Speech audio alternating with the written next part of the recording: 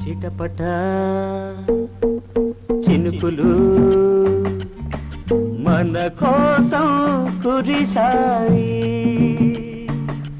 అవి మనలోన ఏవో ఆశలు రేతాయి. ఉరుములు మెరుపులు మనలాగే కలిశాయి,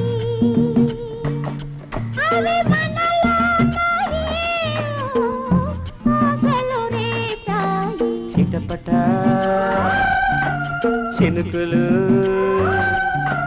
మన కోసం కురిశాయి.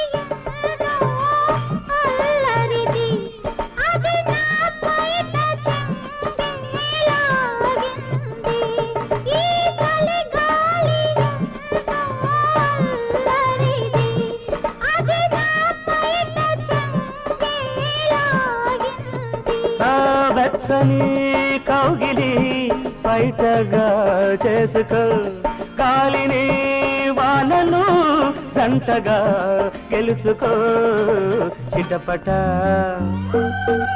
చినుకులు మన కోసం కురిశాయి.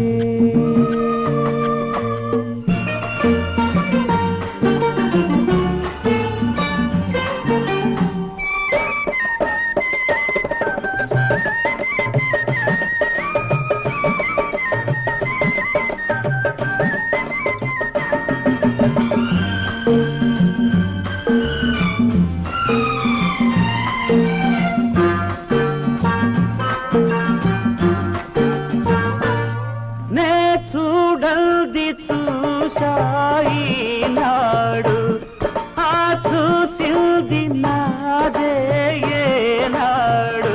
నే చూడల్ది చూశాయి నాడు, ఆ చూసింది నాదే ఏనాడు.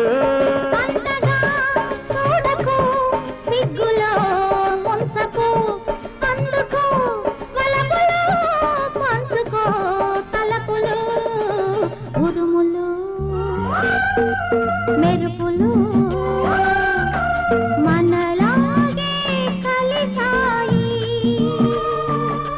అవి మనలోన ఏవో ఆశలు రేతాయి. చిటపట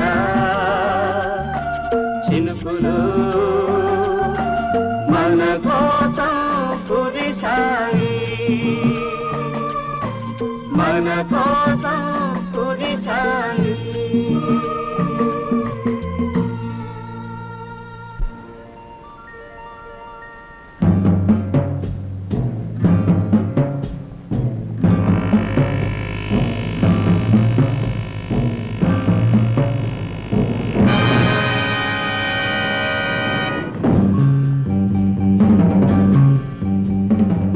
బాస్, ఇన్నాళ్ళు మీరు చెప్పినట్టే విని అన్నమాట నిలబెట్టుకున్నాను.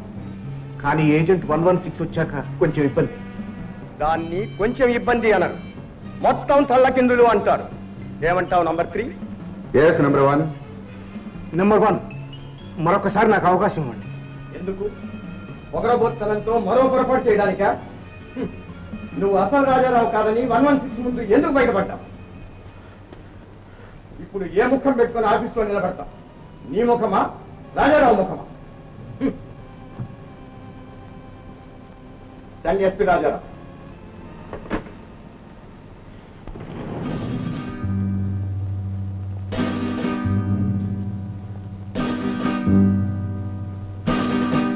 Good morning SP Rajarao. నీ ఎదురుగా చూడు, ఇన్నాళ్ళు నీ రూపంలో ఉన్న మా ఎస్పీ రాజారావు.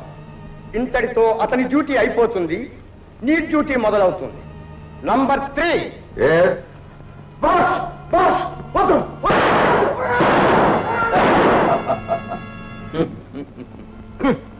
నువ్వెంత బెదిరించినా నాకు భయం లేదు.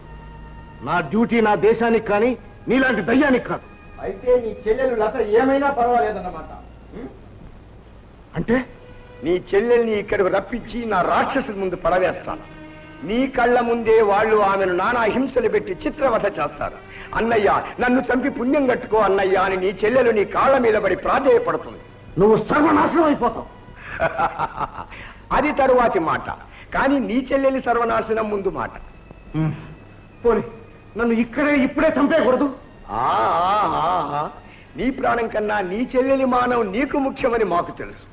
మా మాట విన్నావా? నువ్వు నీ చెల్లెలు సుఖంగా ఉంటారు. ఏమిటా మాట? ఏజెంట్ గోపిని తీసుకొచ్చి మాకు అప్పచెప్పాలి. ఏజెంట్ గోపియా? ఎక్కడున్నాడు?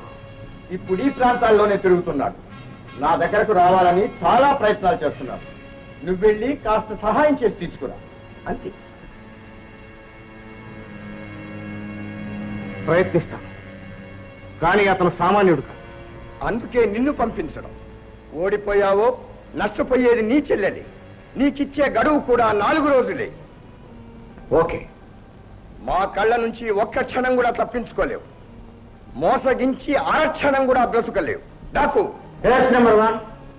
రాజారావుతో వెళ్ళు. ఓకే మా. అది మొత్తం కథ. నువ్వు అసలు ఆ నకిలీ గారి ముఖం చూస్తుంటే హళ్ళిపోయేదాన్ని. అబ్బా చాలండి, చెప్తుంటే